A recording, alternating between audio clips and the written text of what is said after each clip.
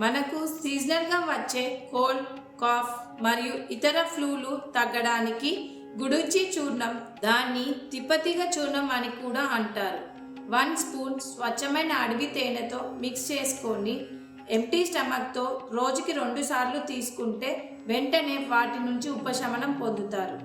మీకు ఈ ఇంగ్రీడియంట్స్ కావాలనుకుంటే మీ దగ్గరలో ఉన్న బాలు హెర్బల్స్ అవుట్లెట్స్లో లభిస్తాయి, లేదా www.baluherbals.comలో కూడా ఆర్డర్ చేసుకోవచ్చు.